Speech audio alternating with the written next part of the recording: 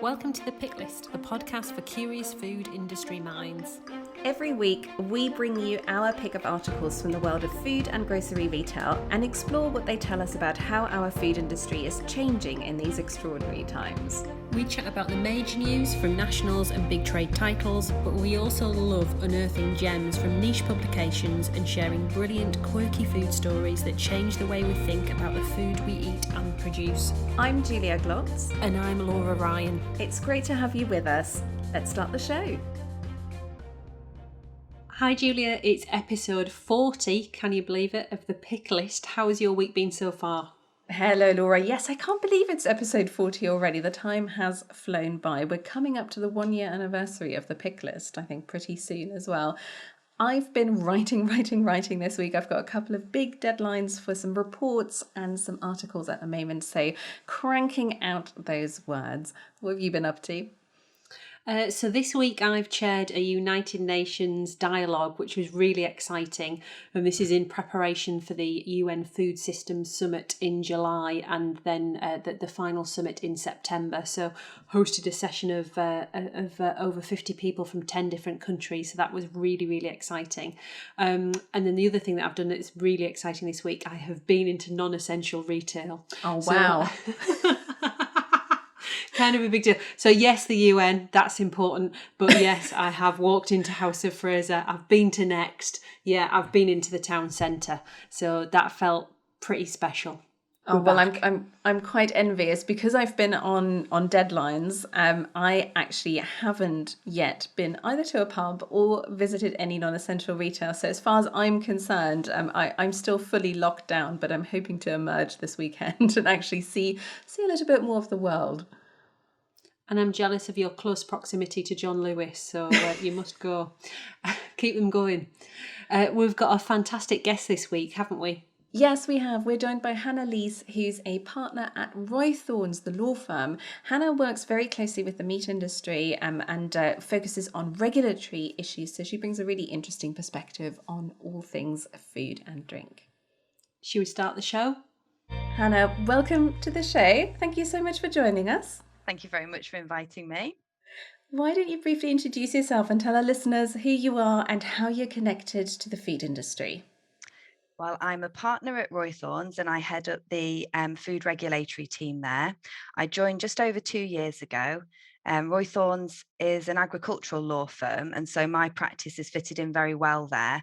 They've got a real specialism in the food and drink sector. My practice is pretty niche. We specialise in challenging overzealous enforcement action by regulators, predominantly by the Food Standards Agency, which is purely as a result of the fact that the meat industry is the most heavily regulated part of the food industry. They've got permanent veterinary presence and meat hygiene inspectors in their plants all the time. Certainly the slaughterhouses have, and the cutting plants with their regular audits. And so they have the regulators sitting there watching them, doing everything every day. And so they're able to identify alleged issues. So we do a lot of challenging action by the Food Standards Agency, but DEFRA, APHA, trading standards, those sorts of regulators. So we challenge everything all the way from informal advice all the way up to criminal prosecutions in the Magistrates Court and the Crown Courts. So that's it in a nutshell. Fantastic. Now, obviously, the meat industry has been under a little bit of a spotlight during COVID as well. And we do like to ask our guests a little bit about what the past 12 months have been like for them. Can you just give us a flavour of how you have experienced working with the food industry and particularly the meat industry during the pandemic? What sort of issues and challenges have you had to help them with? Well, in terms of the meat industry itself, and particularly the slaughterhouses and the meat processing businesses, I think that they've come under fire quite harshly, really, in terms of, I think I spoke to somebody earlier who said that somebody from Trading Standards actually blamed the food industry for the COVID pandemic and the spread of the virus, which I thought was very, very unfair, given that these people are actually keeping us fed during this whole thing. I think that the businesses have carried on operating. Obviously, they've been key workers and they've been as busy as they were before. In terms of my practice and my work, we've seen just as much enforcement action from the Food Standards Agency and other regulators, but the cases haven't been progressing through the courts very quickly. So we're getting the work in through the door, and then we're not able to progress it. And actually quite a lot of our clients have had some good results, and I put that down somewhat to the fact that the courts are so slow. The Food Standards Agency are taking a view on whether they want to, whether it's in the public interest to carry on with the case. So we are getting them to see sense on more cases than perhaps you would ordinarily. So that's one benefit that I've seen for my clients. Very interesting. Now, of course, the pick list is all about highlighting interesting articles from the world of food and drink. So we want to quiz you a little bit on your reading habits as well. How do you keep up to date with what's happening in food and drink? What do you like reading? I read Food Manufacturer and Food Navigator and get those updates every day. I'm sure everybody does and sees those, and Meat Management as well. And I also try to keep up to date with what's going on in an agricultural context. So Farmers Weekly and the Farmers Guardian. And I do what I can to try and keep up with the news generally, but having my little 21-month-old to look after, usually once I've read all of those publications, I've run out of time to read anything else. I can imagine. Now, tell us about your first pick for us. Okay, well, my first article is to do with local and digital shopping habits and whether they're here to stay post-COVID. And I picked it because it really struck a chord with me, because it was as if the person who wrote it was writing about me and my shopping habits. So I figure I must be like very many other people across the country. So as soon as COVID struck, I started to do all of my shopping online immediately. Apart from, we still purchase some of our local produce from our little local shop and our butchers in the village. It's only a 5-minute walk away for us. Um, and so reading the article, I think I'm like a lot of other people across the country who've taken that view, really. And I think it's given local producers a good opportunity in terms of getting their products out to people. And certainly in our village, both our little village shop and the butchers started with their online sales pretty much straight away. And I think the article described it as accelerating their direct to consumer strategies. And we've seen that in real life in our little village, really. And if that's happening all across the country, I can imagine that little local retailers have done quite well out of that. And going forward, I think I shall remain largely the same. I think I will go to the supermarket every now and then just to check I'm not missing out on anything, because I don't like to be missing out. But I think I'll let the boring, the boring items, the staples, heavy items like water and cat litter, things like that, I'll let my Tesco delivery man bring them to my door instead of having to go into store. It was a really interesting article, and as you say, that the pieces around convenience were fascinating and local. The bit around efficiency and health really struck home as well. And I thought, what's that going to bring as hopefully we move out of COVID, along with some really interesting international stats in there. I was intrigued to see that, for example, they were talking about the UN survey, and that 80% of folks in Germany were now shopping online, where it was only 40% in Italy. And I think how fascinating that is in terms of the different infrastructures in each country. What really stood out to me reading the article is, I don't know about you two, but I find it so challenging to actually get a read on consumer behavior and what's likely to stick. I know that's the question that everyone's asking, and no one really has an answer to it. We're just going to have to wait and see a little bit. But I read so much research, so many articles, so many surveys, kind of trying to unpick consumer intentions. And of course, as Hannah says, there's sort of your own shopper behavior as well that can kind of colour the way you look at that as well. But I still feel like I want to see some of that kind of attitudinal research, some of that opinion research, then be backed up with actual sales stats. Because I think the narratives are really compelling, and particularly around buying local. But it's also so easy, isn't it, to kind of get caught up in narratives that confirm a view of the world and a view of the food industry that you might want to see versus what is actually happening. So I'll be so interested to see, not just with this survey, but really any of the research that I've read over the past 12 months, when we can start matching up some of that attitudinal research with actual sales figures. I think that'll be fascinating. Yeah, and I think coming out of COVID, it'll be interesting generally, really, to see how many of these new ideas and that we're all going to save the environment and we're all going to shop local, but how many of us actually will when we get back to our normal day-to-day lives and we're really busy again. We haven't got all of this spare time on our hands anymore to be thinking about those things. Be interesting. You're totally right, and I wonder what our normal day-to-day lives will look like, because I'm guessing so much of that is still hanging in the balance in terms of big employers deciding, do you want the staff back in your office 5 days a week? Is it hybrid working? What does that look like? And that will influence so much how we buy grocery products, won't it? Yeah. Julia, what's your first pick this week? My first pick this week is from Grocery Dive, and it's an article titled Amazon Unveils Aplenty, its newest private label food brand. This is a brand that's been launched in the US, where it's available online and also through Amazon's fresh grocery stores. Amazon has, of course, been doing own label in grocery for a while, so why is this interesting and noteworthy? Well, there are a couple of reasons. First of all, it's a pretty sizable range. Amazon says it plans to roll out hundreds of these Aplenty branded products over the next year in categories including sweets, biscuits, savoury snacks, frozen foods, baking mixes, quite a wide range of categories. It's also arguably more premium and, let's say, foodie looking than perhaps some of its other own label brands. So crisps with pink Himalayan sea salt, that sort of stuff. And the packaging looks pretty good as well. And there's also a claim or a promise that no Aplenty products will contain any artificial flavours, colours, or, very relevant in a US context, no high fructose corn syrup.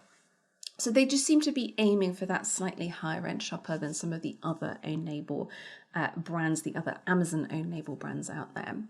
So why is Amazon doing this? Well, on a basic level, own label products give you better margin typically, and in the US grocery market specifically, there's been quite a lot of focus on own label of late.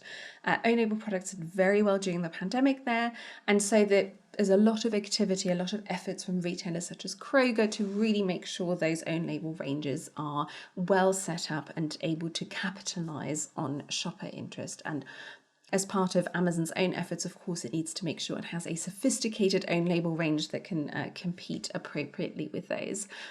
From a UK perspective, of course, you kind of wonder if this is something they'll roll out over here and how a brand like Aplenty might ultimately sit alongside own label products from Morrison's or Whole Foods or Booths, etc. And what's interesting is when you look at what Amazon has done with own label in grocery to date here in the UK, they have brought several own label grocery brands from the US to the UK already. Happy Belly is one of them, focused largely on dried fruit, nuts, snacks, but also dried pasta, that sort of stuff. Salimo is another own label brand they have here in the UK. Presto is an Amazon own label focused on household and cleaning products. And the interesting thing is that I think a lot of these products in these ranges have traditionally or initially been targeted at catering and hospitality businesses rather than individual shoppers, so lots of big multi-packs, but that appears to be changing. So always really interesting to see what Amazon are doing, and of course their model and the incredible data that they have mean that the way they look at own label opportunities can be very different to how a traditional grocer might behave. I remember writing about Amazon's own label strategy for the grocer a couple of years ago, and one of the retail experts I interviewed at the time talked about just how granular Amazon are in their customer profiling. So if you have a typical grocer with 5 customer profiles that they're working towards, Amazon might have something like 20 that they're working with. So they're just incredibly granular in how they look at data, how they identify opportunities. Doesn't always need to scale massively. It's about that long tail and just developing really, really specific products that talk to or are appropriate for some of those really clearly defined and quite granular customer groups. So really interesting to see them push even further and into that sort of slightly more premium tier with their own label as well. Hannah, what did you make of it? And how would you imagine a brand like Aplenty could fare in a UK grocery context? What struck me as interesting about it really is that it was going for the higher end market, because rightly or wrongly, I still tend to think of own brand things as being the lower end of the market. And I know our supermarkets have probably done an awful lot in much better, more luxurious items, but I still do think of the own brands as being the not as good as branded goods. I might be different from everyone else, but that's just my feeling on it. So I think it'd be interesting to see how consumers respond to that in the UK if they were to bring these sorts of items over here. I mean, shops such as Aldi, for example, have changed consumer focus, I think, from, brands to lower priced alternatives. I feel like we're going the other way in terms of our shopping habits over here. So yes, I think it would be interesting to see how it works. The other thing that struck out to me was the brand name, maybe from a UK perspective, but Aplenty just reminds me of kitchen roll and Aplenty. So I'm not sure if that's a US proposition as well. So that was it. You're totally right, Julie. The packaging looked really smart, really high level, but the brand name, I wasn't quite sure of. But so you say Amazon know their audience inside out, so I'm sure that there's more than a bit of one focus group on that. There's probably thousands. Probably. I mean, I think you're probably right on the brand name. I'm not sure how well that would translate over here. But at the same time, you look at something like Happy Belly, and to be honest, at first glance, I wouldn't have looked at that and thought that sounds like a reasonable brand name. And they've had that brand for a while, and they've kept expanding the range, so it's clearly working for them on some level. I think, Hannah, it's so interesting what you were saying about those perceptions. I mean, you've probably made lots of own label strategists and brand managers cry there. I think they've tried incredibly hard to overcome that perception, and I think quite successfully. But it's interesting, isn't it, when you're sort of looking at your own shopping habits. I think that development of those premium tier own label ranges, I think they're quite impressive now, and the retailers have really invested quite a lot into those. But it is certainly in parts of the market a perception that they're still, having to fight against, and it takes a lot of investment and, really, really great quality ranges to make sure that shoppers sort of perceive it as a truly indulgent and premium option. It's probably because I haven't been in a supermarket for nearly 2 years, so I don't know what these own brand label things are, in fairness to them. Laura, what's your first pick for us? My first pick this week is from The Sun, which is the first time we've had The Sun on the pick list, and it's got the title "Mrs. Hinch reveals her full homeware range." And this is the news that Mrs. Hinch, the Instagram, I'm going to use the word star, let's call her that, with over 4 million followers on Instagram, has now launched this homeware range, and it's a collection of items including loungewear and homeware, everything from cushions to your bed, to bedding, through to cups and saucers. And for those that haven't heard of Mrs. Hinch, she's really got her following through cleaning her house, which sounds quite basic, but she's had brand deals and ongoing brand deals with the likes of P&G and through different ranges that they have, and she uploads a huge amount of content every day about her family and her cleaning habits. So what really intrigued me about this, and I'm going to hold my hands up, I am a follower of Mrs. Hinch on Instagram, was actually how open she was about this new range. And there was a couple of things that she covered in the article which really interested me when she spoke about it. And she launched it this week. She acknowledged that the launch was in Tesco, and she spoke quite openly about how behind the scenes with Tesco conversations had taken place. So she'd chosen Tesco in terms of the collaborations because she completely fell in love with the Tesco team. And she actually spoke quite openly about everything that Tesco stand for. And I found that really interesting. And it was quite open from both the article and from her talking that there's obviously been a significant amount of retail pitches for the Hinch brand into the homeware section for retail. And it's Tesco that managed to land it. And it makes me think that, I guess, someone talking quite personally about the Tesco team, the biggest retailer in the UK, have managed to get on side an influencer like Mrs. Hinch is hugely important, and how you actually need to get a team to be able to do that rather than go in a normal, maybe corporate buying style, which I found fascinating. The other thing in the article that I found interesting, and her talking on the Instagram live, was that some of this range has been out for a little while and it's been seeded on social media, but she didn't want to personally endorse it until non-essential retail was open, which allowed you to, I guess, buy into the values even more, that she didn't want to be seen to be selling products that actually other stores, as we know, clothing stores in the UK, for example, hadn't opened until Monday of this week. And I guess that a couple of reasons for me picking it that I wanted to chat to you about was value of brand partnerships and the importance of brand partnerships in retail, not only for food that we know and seen so much of, but also into this homeware category. We've seen Sainsbury's in particular really push that Habitat partnership hard over the last couple of months. And the power of social media. When you look at the 4 million followers that Mrs. Hinch has, you look at then how many followers has Tesco got? They've got less than 500,000. So you think the influence that an individual has over a massive corporate, and actually is grocery retail behind the pace on a platform such as Instagram.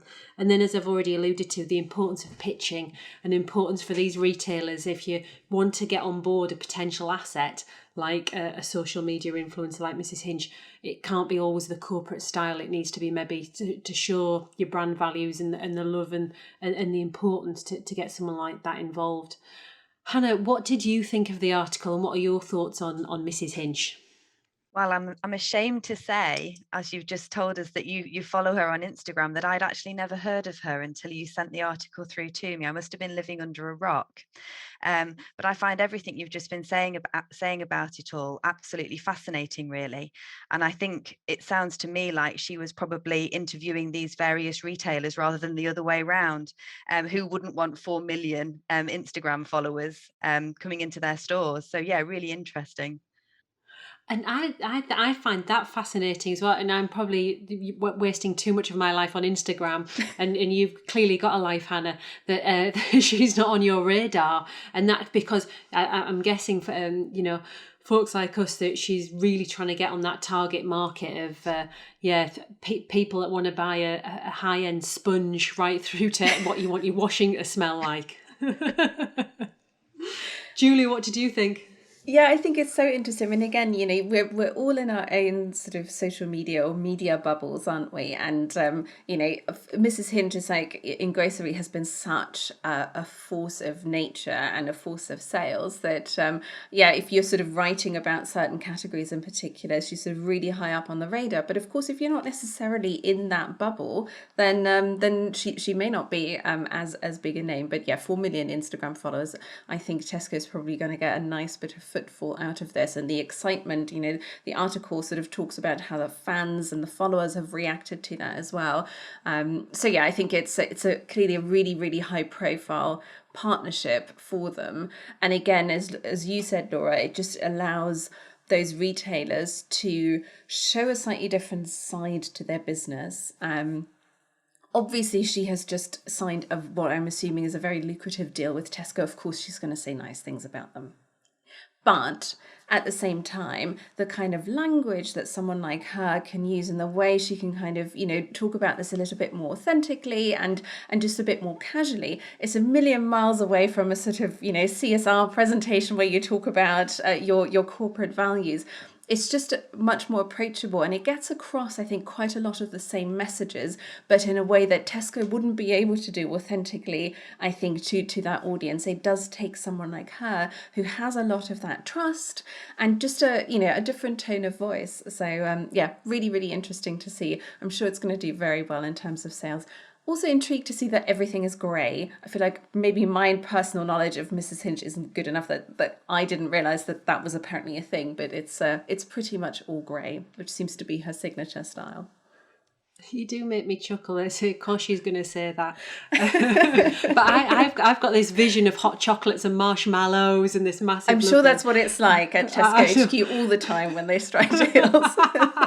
And then the only other thing that I wanted to mention was what I'm seeing already, and that was announced on Tuesday of this week, that she's already sharing so much user-generated content. So folks that have bought the mug, you've bought the cushion, you've bought the tea tray, whatever it may be in your house, you're taking a photo of it, you're tagging in Mrs. Hinch, and she's resharing it, and then it's that whole fear of missing out. I want to be part of the community. That then it just drives sales, which a big corporate retailer can't do, but an individual can, and do it authentically, which has a huge amount of power. Yeah, I mean, I think that relationship and the fact that people are so excited about the range, they're just so excited to be able to buy these products. I mean, that's just a dream scenario as a retailer. So yeah, I'm sure it's going to do very well indeed. There'll be a grey mug in the post for you. Hannah, what's your second pick for us? My second pick is an article from Food Navigator, all about environmental footprint labelling.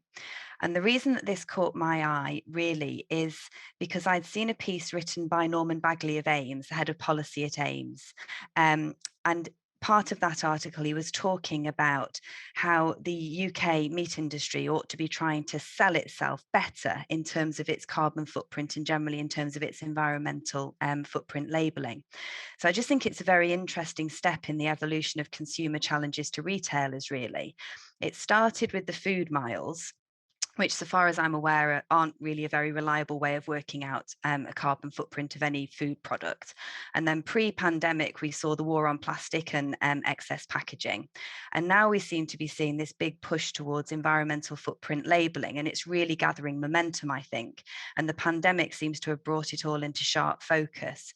And people seem to be placing greater importance on the world around them, their environment, and what they can do to protect the environment and preserve it. So this article talks about the fact that nearly 60% of EU consumers are receptive to environmental claims when making purchase decisions. But according to a recent study that they refer to in the article of Spanish consumers, nearly half of those customers, or half of consumers in general, are afraid of greenwashing and they don't trust the environmental claims on the products. So I just think it's a really interesting thing, really, in terms of how the retailers and the producers are going to come up with a proper scheme which provides a reliable label at the end of the day that consumers can use and rely upon and make informed decisions about what they're buying. The article says that the developers of the system say it's transparent and can be easily understood and applied by all players. Now, I may be a little bit slow to the party, but having read the article, it seemed pretty unclear to me exactly what it was they were putting in order to come up with this score at the end. The worst thing in the world, I think, would be when consumers really want this and there's real pressure, and I think momentum, as I say, towards getting this scoring. The worst thing in the world would be that we end up with 3 or 4 schemes and we don't know which one to rely upon. They're all saying they're the most reliable, and we're no better off. And as I say, the reason it caught my eye was because within the meat industry, which is where my focus is, we're producing low emission, high quality beef, lamb and dairy, and we're not shouting about it. And I think we could be doing a lot more in terms of promoting that, particularly post Brexit. And we've got all of these different markets to be selling to now across the world. It's something we could really be pushing. And people, for example, New Zealand lamb, the New Zealanders are very, very good at saying our products are environmentally friendly, and they are, but they're good at selling it as such. And I think maybe we could be doing more in that area. I think what's particularly interesting is that I think, as the article makes clear, this is now this particular labelling system, Eco Score, that the Yeah. article focuses on, is now being trialled by Lidl in Mm-hmm. Germany. So they are rolling this out to some of their stores in Berlin, I think, initially, to just have a look and see how this works for consumers. From I don't think it was mentioned in this particular article, but from other coverage I've read, my understanding is that the score at this stage, which is a sort of 5 points Mm-hmm. a scale essentially, is not on the product packaging itself at this stage, but it's basically on the shelf labels, as they're just sort of trying to figure out how consumers deal with that. And then obviously Belgian retailer Colruyt has also announced that they're using this scheme. And for me, I think it's less about the fact that there are these schemes out there, as you said, we've had air miles, we've had carbon labeling, we've had all sorts of stuff. I think it's what's interesting here is that you have 2 incredibly high profile European retailers actually rolling this out, or at least trialing this. And the minute you start having a little bit of momentum with some of the big retailers saying, you know what, yes, there's a choice of schemes we could potentially be using, but we're choosing to go with this, you are going to start seeing more retailers follow suit. So I'll be really, really interested to see what the implications are for the UK, because of course Lidl has a significant presence over here as well. If this works for their German shoppers, would they be considering bringing something like this over here as well? And of course, what's the scoring? How do products compare? I haven't seen particular meat products.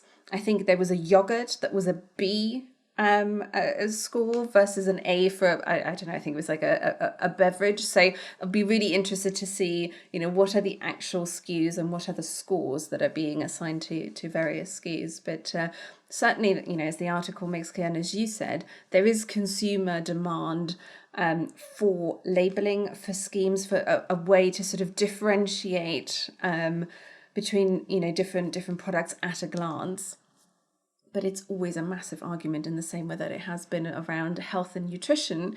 In order to run these schemes, you need to make decisions on what you're measuring, and you can't please everyone with that. There's no version of a scheme like this that's going to please absolutely everyone. So it's about, who ultimately ends up picking most momentum in the market. But yeah, fascinating. Nobody wants to have the red. That's the problem, isn't it? And everyone wants to be at the green end. But I think that by the end of this year, there'll be even more momentum around this. We've got two massive UN programs happening, the Food Systems Summit and also COP.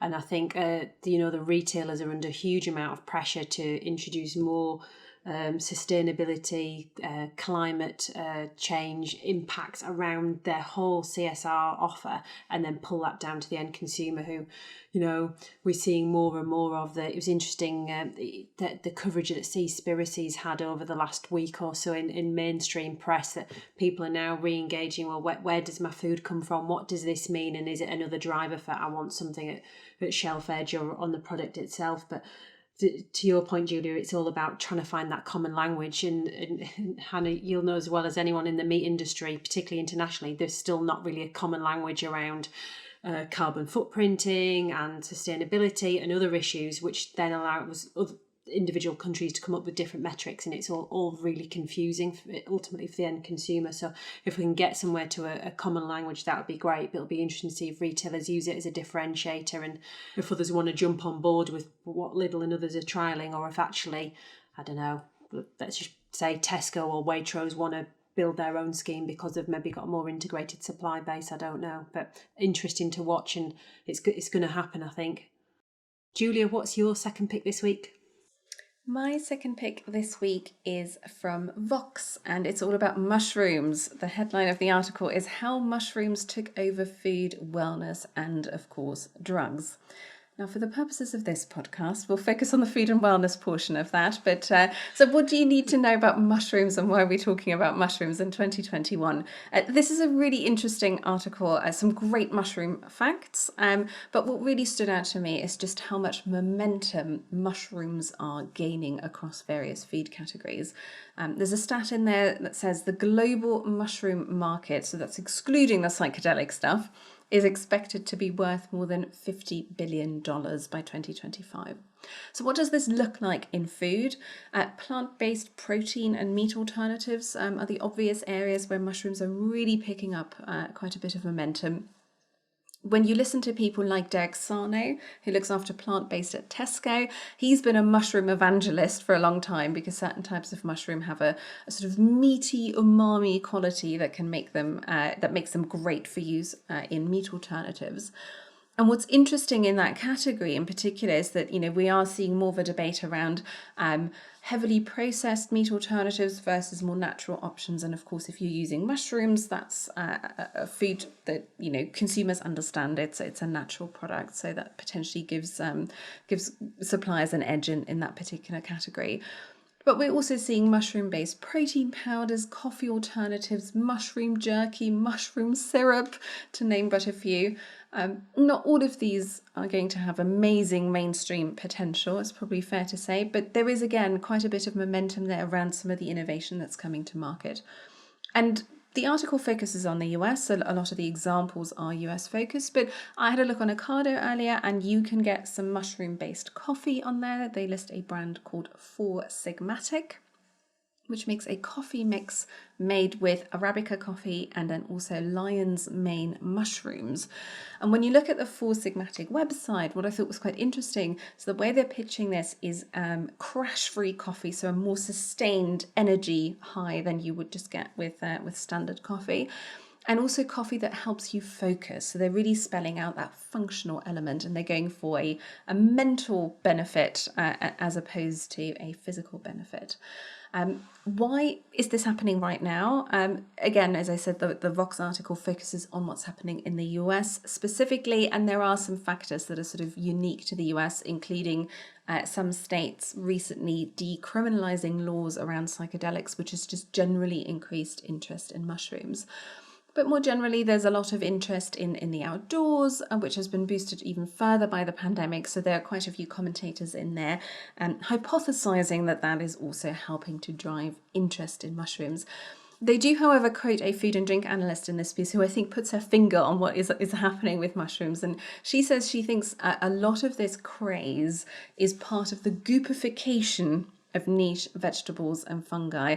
Goopification as in Gwyneth Paltrow Goop, the famous, infamous website and the range of products that are sold there.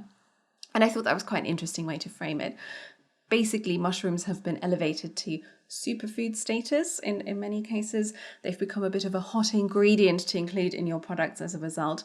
And because they're very versatile, you can use them in lots of different products and lots of different categories. And therefore, it's quite easy to build up quite a bit of scale quite quickly, because you've got lots of different people in different parts of the market talking about mushrooms and using mushrooms. Hannah, were you tempted by some mushroom coffee or mushroom jerky or any of the many wonderful mushroom-based products that were profiled in this article? Well, actually, I couldn't believe quite how many things you could use a mushroom to make, genuinely. I was really shocked about it. And I'm actually a vegetarian, have been for a long time. Although I for the meat industry, nothing against people who eat meat, just personally I don't. And so mushrooms were actually a big part of my diet anyway, but I had absolutely no idea that I could get mushroom coffee and all of these exciting things.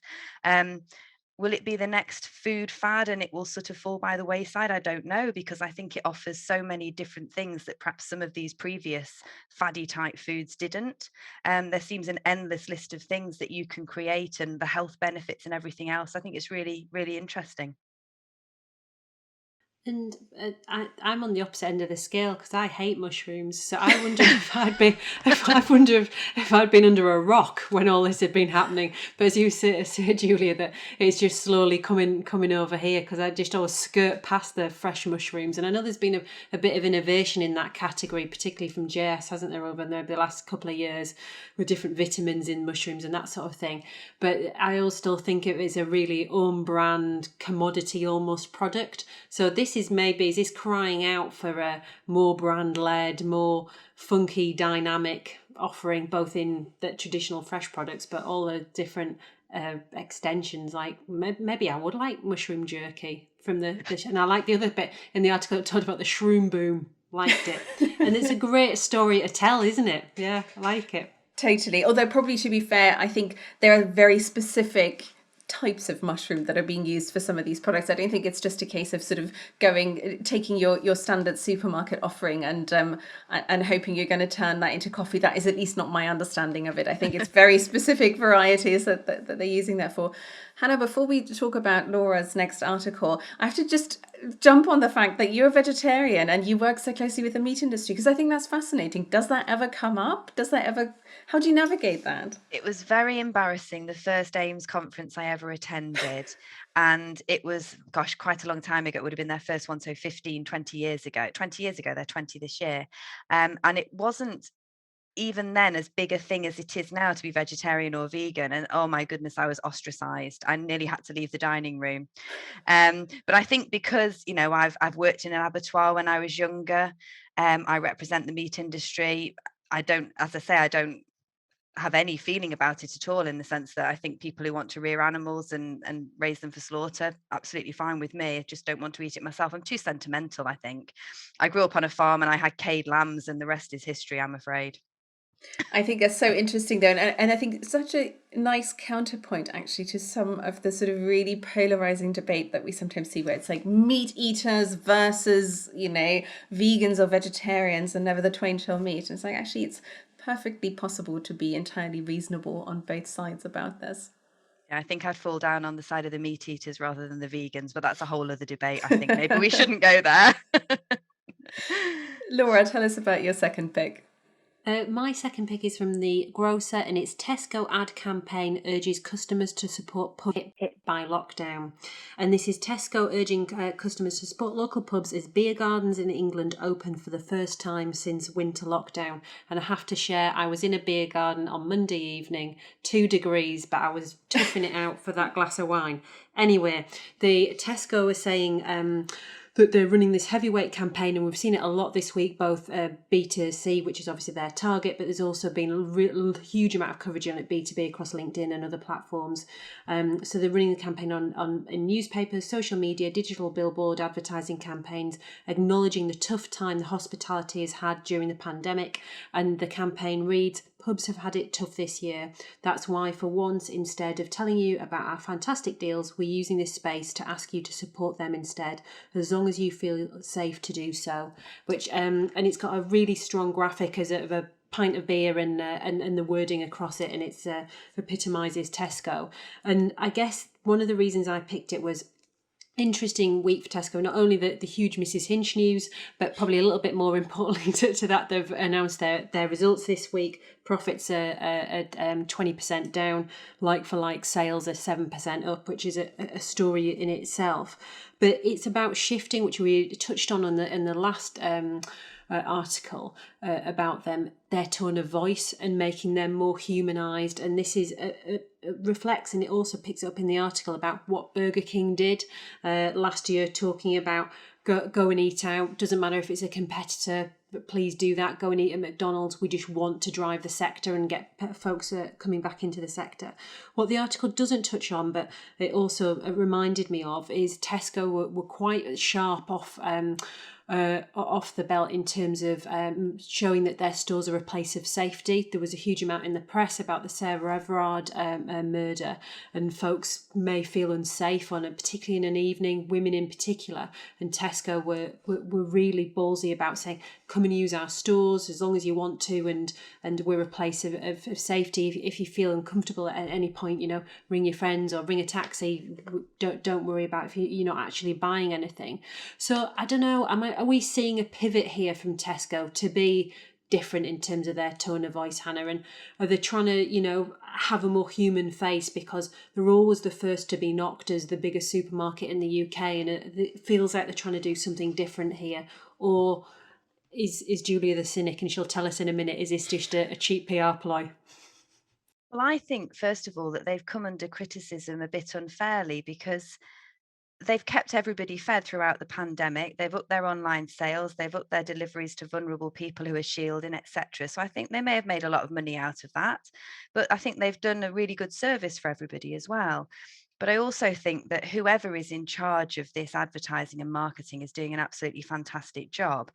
Their Christmas adverts this year are the best Christmas adverts I think I've ever seen in my life, never mind in recent times. I thought they were absolutely brilliant. And I think they just keep on now with these really good messages. And I think this is a really good move by them. And I'm sure it's not entirely altruistic. Of course, they're going to want to up their sales, but I think there's probably a bit of a genuine message there that we're all in it together, aren't we? We've all got to help one another and try and find a way through. And I think that does come across. Whether I'm a sucker, I don't know, but it probably will make me more likely to shop at Tesco. And probably, as they've encouraged me to go for a pint, I might go this weekend as well. I'm shocked to hear, Laura, that you think I'm cynical. No, I don't think this is. I don't think this is a cheap PR ploy. I mean, it's a PR ploy, obviously. All adverts ultimately are. But I thought this was quite well judged. I mean, it's a sort of difficult situation, isn't it? Because you kind of damned if you do and damned if you don't. You on the one hand, it's very easy to say, oh, it's a PR ploy and it's virtue signalling. And do we really need to hear from a big retailer that that they're sending people to the pub? On the other hand, this is a really, really significant event this week. And I think what's important for brands, not just like Tesco, but any food and drink brand is, how do you now stay relevant to people as their lives change? as we come out of lockdown, just keeping in touch and having things to talk to them about. So that's the sort of context that I'm looking at here. I think this is less about ultimately sort of driving sales. I think it's obviously sort of about building a bit of brand equity and making people feel good about the Tesco brand. But it's also, I think, using an opportunity to connect with what is happening in customers' lives this week. And it just so happens that the most significant event, arguably this week, other than the Mrs. Hinch range, is it's pubs reopening. It's non-essential retail reopening. So I think it's natural, and I think it's a good idea to want to try and find a way to talk about that. And if you can use some of the advertising space to kind of generate conversation around the pub sector and how important it is to support it at this point in time, great. Hannah, it's been great to have you on the show. Thank you so much for being our guest. Thank you very much for inviting me. Thanks, Hannah. That's all we have for you this week. Thank you so much for listening. You can find links to the articles we discussed in the show notes at thepicklist.co.uk. If you enjoyed our show, please subscribe, give it a rating and leave a review.